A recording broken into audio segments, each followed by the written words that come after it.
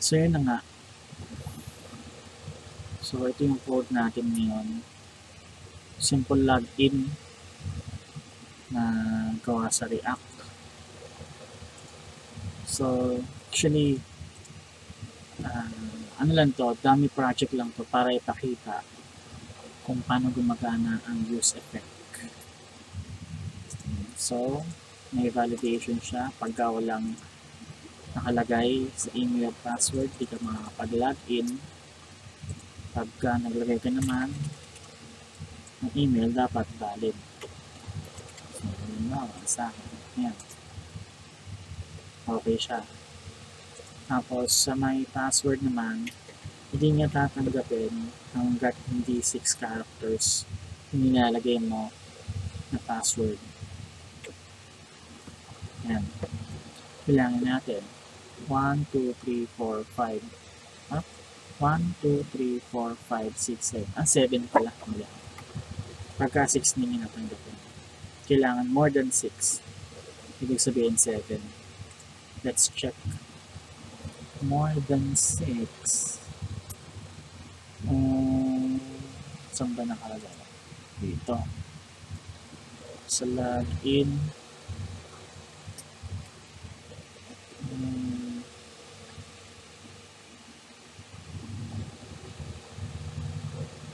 Yun. Valid password. Pag password.trim, dapat greater than 6. Naman dito. Anyways, pagka nilagin natin siya, yan, pumapasok.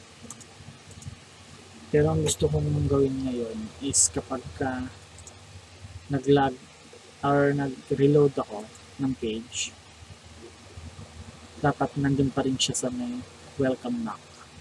Nai-remember niya yung nilagay nating email at password. So it means dapat na i-store yung information dito sa may local storage ng browser. So here, in the applications, the local storage ng browser, dito dapat nakikita siya. Dapat meron dyang key value pairs. Yun yung gagawin natin ngayon with the use of useEffect. Na i-update natin si yung system natin, yung project natin, at yung project natin, ilalagay yun sa browser to save niya yung information. So, with the use of useEffect, gagawin natin siya. So, dito, lalagay tayo useEffect. So, si useEffect, ang parameters na kailangan niya is function, which is, in this case, we have anonymous arrow function. Gawan tayo ng constant. Tawagin natin itong store user logged in information. Medyo mahaba, no? Pero kita niyo naman na yung description ng constant natin is very relevant sa function niya mismo. Is equals to local storage by JavaScript to. Hindi to React specific. Local storage.getItem. Tapos, papangalanan natin, it will return to us a value. Sabi dito, associated with a key. So, ang value na ilalagay natin is logged in. And then, ngayon, pwede tayong gumamit ng if statement na if stored user information is equals to true, or pwede rin namang sabihin natin 1 or string, which is equivalent to true to values. Pareha lang yun. Ilalagay natin siya is login is equals to 1. Ganun yung nangyayari niya. So, bali dito, sa key niya is login, yung value niya is 1.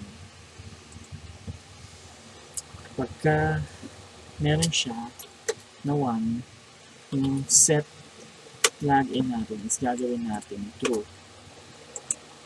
So ngayon, si useEffect, dalawa ang hinihingi niyang parameters. First is yung function itself, and yung pangalawa is yung dependencies.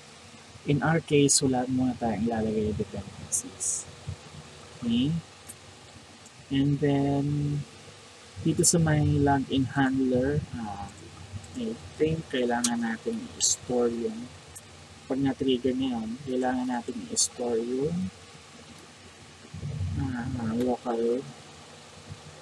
local storage natin. Set natin, set items. So, ito yung key value pairs na sinasabi. Kasi kanina sa useEffect natin, dito sa taas, validation siya. So, yun.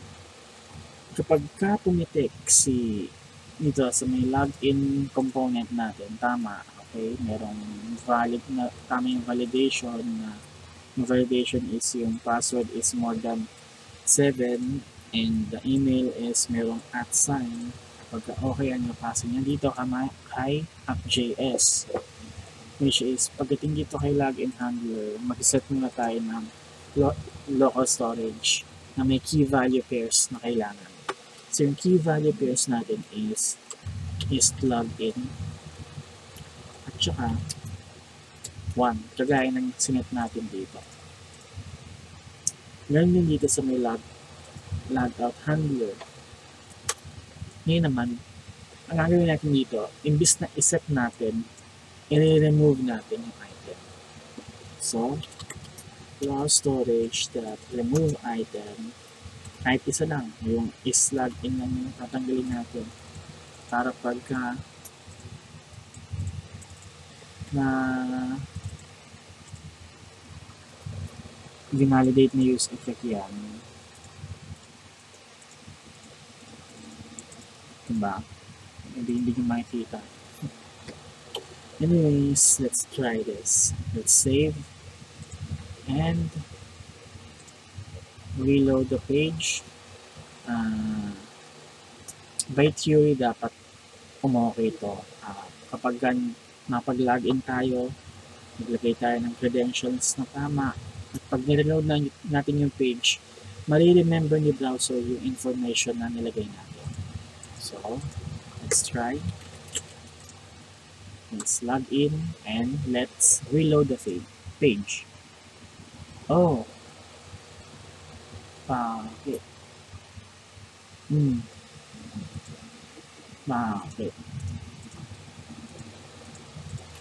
Bakit ganun? Ngayon, kailangan natin isolve, kailangan natin i-define, which is part ng pagiging program. Storage, store the information, source the ones is true. Allow storage set item. It's a login handler. Okay, and remove. Yes.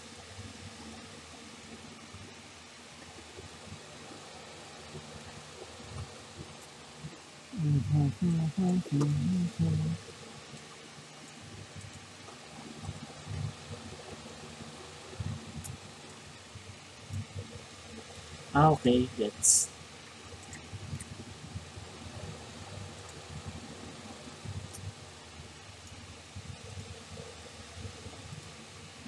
natin yun ito.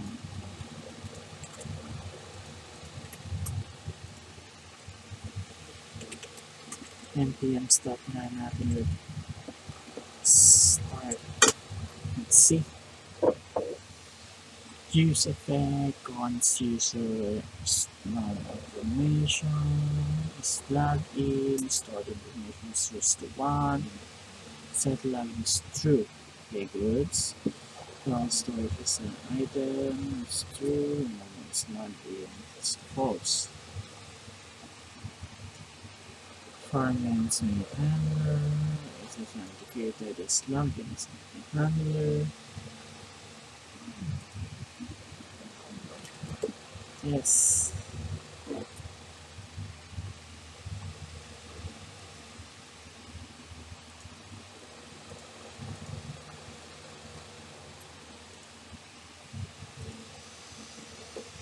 Just wait. Mhm.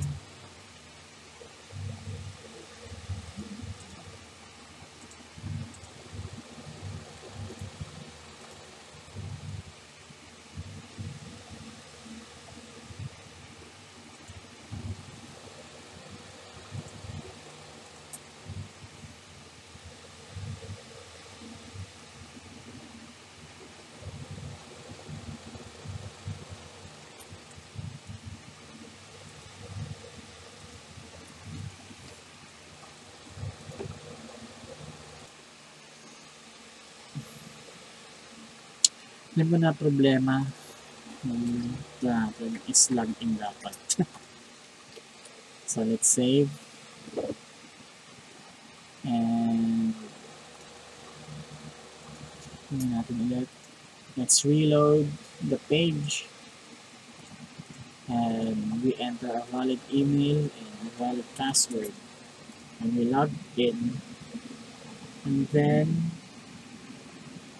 dapat kapag nireload natin to, andito pa rin siya, nakalog in dito sa may welcome back page.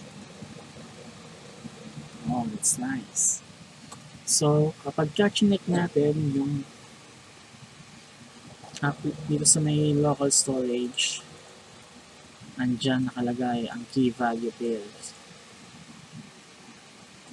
Oops. Dalawa nga. Let's log out. And let's delete this one also. And again, let's try.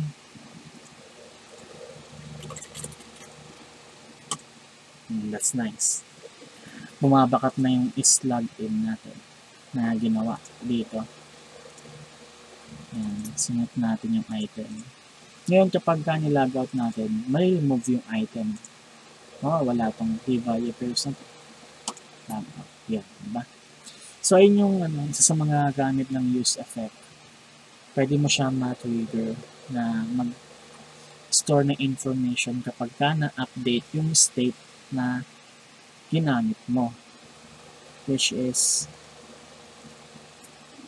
this time is nanggaling dito may hindi pa pala. Susunod natin i-explain yung ano. Kapag nag-update yung state, nag-trigger din si useEffect. By this time, dahil kaya na-store si information natin dahil yung pinakabuong page is nagre-render. Is kapag nagre-render yung page, matik din naman na si useEffect is nag-trigger. Yung nasabi ko kanina na is dito yun sa dependencies, which is yung dependencies na nilalagay mo dito. Karamihan yung mga state.